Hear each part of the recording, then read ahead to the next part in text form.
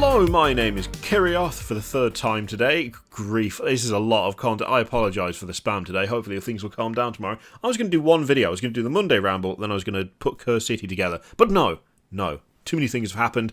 So here we are, once again. This is Lord Kroak, and let's just have a quick read of his description. So, he is an ancient and venerable figure, once had the power to shift continents and crumble the tallest mountain. Those powers are now only a shadow of their former glory. His spirit is still strong enough to topple buildings with powerful earthquakes, and his presence on the battlefield is not something to be taken lightly. And you know what? I would suggest that this model does a good job of showing a faded glory. You know? Like, this looks like someone who was once powerful, not quite so powerful now, also mummified, pretty much lacking skin, not doing great in the health department, but it's okay. It's okay, because Lord Kroak is back, and he's had a bit of a glow up, really. I mean, that immediately is very visually impressive. It's one of the things that I'm actually finding quite impressive about this is that there is a lot of detail. There's quite a lot going on. I would argue that it's a pretty complex model when you look at all the different parts. There's a lot going on. But I don't think it's necessarily visually overwhelming. You're kind of naturally drawn to the figure in the centre. The way that they've positioned I don't know what you would call the various circles around Kroak. I'm assuming that it is a Seraphon device that's like, I don't know, like a star engine or something. I don't know. But the way that they've done that, everything kind of draws you to the centre of the model, which is it's what you want. You want your gaze to kind of maybe linger around a little bit, but ultimately be drawn to the person on the throne. Although in this case, drawn to the frog on the palanquin. But same principle. There's quite a lot of repeated design stuff as well. You'll have to forgive me. We've not read the text on this yet. I just looked at the picture and went, "Oh my god!" and immediately started recording. But you can see there's vines and stuff on here, but they're a bit decrepit and a bit kind of dying, much like Kroak himself. The horns are all broken and stuff. You've got that same kind of thing here, but there's more life. I don't necessarily... We will read, just to double check and make sure I'm not talking out my backside, which happens often, but I would suggest that this is very much a Kroak reborn. This is a Kroak who is now in considerably better shape than he was when the last model was the standard for him. You can see that the vines are growing, there's leaves everywhere. It's more full of life by quite a significant amount. So let's just go back up quickly. So he's a legendary Star Master who floats into battle on a mystical palanquin. I did remember that word right. Excellent. His body is ancient and mummified, but his mind and spirit make him the most potent of all Slann. Not looking quite as mummified. They've kept the wrappings, which is nice, and he does still look quite quite drawn, quite haggard. The skin's very tight on the hands, which is nice. But yeah, otherwise still not looking hugely healthy, I'd argue. And I suppose you could push it a bit further if you wanted to.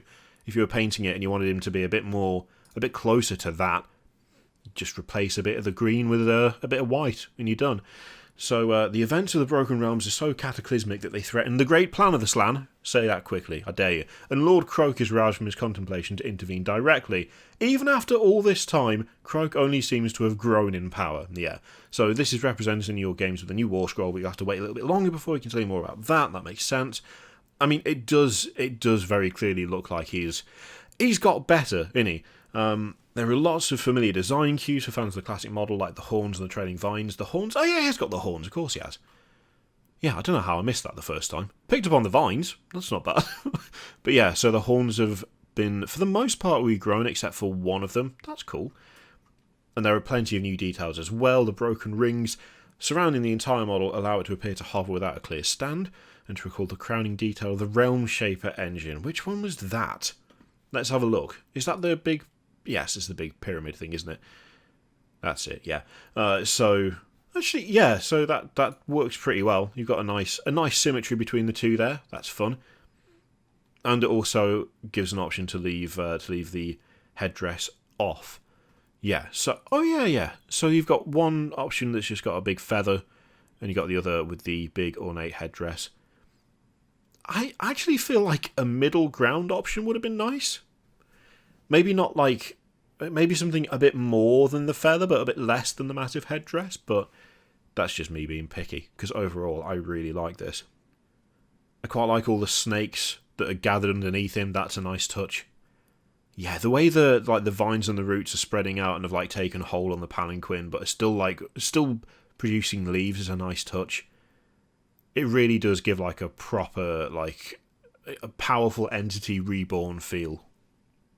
Yeah, that's nice. I have to say, the hands, like the detail on the hands where it's like so drawn and skeletal. That's really nice. I mean, that's just very similar to the old one. It's not quite as extreme, it's not quite as severe, but it's definitely, like, it definitely evokes that same kind of feel. Yeah, that's really nicely done. I have to say, I'm really liking Lord Kroak. Going to be an absolute nightmare to paint. Jesus Christ. I mean, look at it. There's just so much detail, so much detail, so much fine detail. So many little snakes. You'd want to make them a few different colours, because otherwise they'll all blend together, which will look naff, but that's just even more effort. You've got bits behind the like the realm shaper circle bit, like where that skin clad is standing. I think that's a skink. My Seraphon knowledge is terrible. There's another one of those kind of those crystals, but behind part of the like the stone circle. So that's going to be interesting to deal with. I will say, in terms of like models that look like they're floating, this is a really solid entry. I mean, I'm looking at it, and to be honest, I feel like there's enough decent connection points that it's not going to feel unstable. It looks weak, but I think it's like it looks deceptively weak. It's actually going to turn out to be pretty strong, because you've got multiple different points where it anchors together. So yeah, I really like that. That looks really good. That looks really good. Very very similar in idea to the old one, just bigger, better, a bit more vibrant, a bit more life to it, which, you know, if he's increased in power and strength, makes sense. New Lord Kroak, pretty solid. I have to say, pretty solid. They've done pretty well today. It's 2 for 2 on models that I like that they've shown off today. I'm not going to go anywhere near this with a barge pole unless I suddenly start a Seraphon army, though. Absolutely no chance. It'd take me a year to paint that. Good lord. Anyway, let me know what you think of the new Lord Kroak in the comments down below. I promise I will leave you alone for today after this. Too many videos for the start of this week.